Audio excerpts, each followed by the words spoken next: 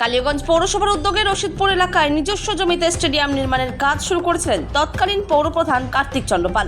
Border উন্নয়ন তহবিল অর্থে স্টেডিয়ামের গ্যালারি নির্মাণের কাজ শুরু হলেও পরবর্তীতে তা মাঝপথেই আটকে যায়। দীর্ঘদিন কাজ বন্ধ থাকায় মাঠের অবস্থা যেমন বেহাল হয়ে পড়েছে, তেমনি অর্ধসমাপ্ত স্টেডিয়ামটি সমাজ বিরোধীদের আখড়ায় পরিণত হয়েছে বলে অভিযোগ স্থানীয়দের। তবে সমস্ত জট কাটিয়ে এবার দ্রুত গতিতে শুরু হতে চলেছে স্টেডিয়ামের বাকি কাজ। কালিয়াগঞ্জ পৌরসভার দায়িত্ব নেওয়ার পরেই এই স্টেডিয়ামের জন্য নিজের সাংসদ তহবিল থেকে আনুমানিক 90 লক্ষ টাকা বরাদ্দ করেছেন সাংসদ কার্তিক চন্দ্র পাল। এ বিষয়ে কার্তিক চন্দ্র পাল কি বলছেন শুনে নেব। কালিয়াগঞ্জ থেকে অনুপ জয়সওয়ালের রিপোর্ট, বিগ নিউজ বাংলা। কালিয়াগঞ্জে স্টেডিয়াম যখন আমি পৌরপতি ছিলাম তখন শুরু হয়েছিল বিএডিপি ফান্ডে। তারপরে সেই স্টেডিয়াম এখনো অবধি সেই পর্যায়ে রয়েছে, টাকার অভাবে কাজ হচ্ছে না।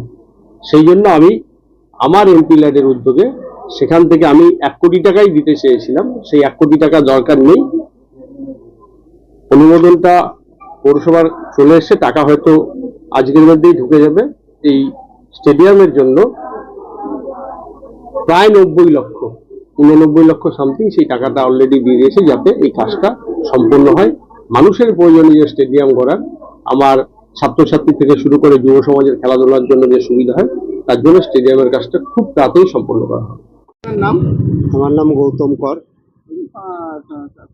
সাংসদ কার্তিক চন্দ্র পাল কালিয়াগঞ্জ পৌরসভার চেয়ারম্যান হতেই কালিয়াগঞ্জে অর্ধসমাপ্ত হয়ে থাকা স্টেডিয়ামের জন্য 90 লক্ষ টাকা আনুমানিক বরাদ্দ করলেন। কি বলবেন?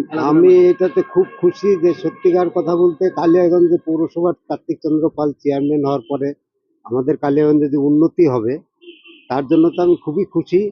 তার সাথে সাথে আমাদের যে ক্রিয়া সব ছেলেপেলেরা সব মাঠে ঘাটে সব দৌড়াদৌড়ি করে, তার জন্য মানে খুবই উপকৃত হবে যে কার্তিক চন্দ্র পাল আমাদের দিকে একটু তাকায় দেখবে, যে আমরা মাঠে ঘাটে ছেলেপেলে দিয়ে সব খেলাধুলা করছে, কেউ চাকরির জন্য দৌড়াদৌড়ি করছে।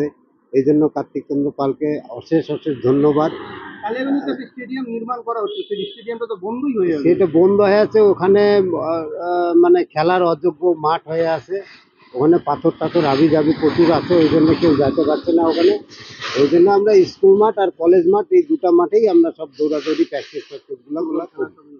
এই যে স্টেডিয়ামটা নতুন করে টাকা বরাদ্দ হলো, কাজ শুরু হবে, কতটা সুবিধা হবে? এটা তো খুবই সুবিধা হবে। আর সত্যিকার কথা বলতে এটা একমাত্র আমাদের চেয়ারম্যান সংসদ ইনি আছেন বলেই আমাদের এটা সম্ভব, নইলে এটা অসম্ভব ব্যাপার। এইভাবেই ওই মদ গাঁজা এর উপরে বসে বসে খাইতো আর থাকতো, ওইভাবেই পড়ে থাকতো।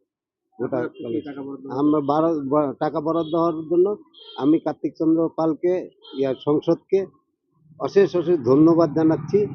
হ্যাঁ, উনি যেন এই উন্নয়নের ধারাটা আরো অব্যাহত রাখে, তার জন্য বিশেষ ধন্যবাদ।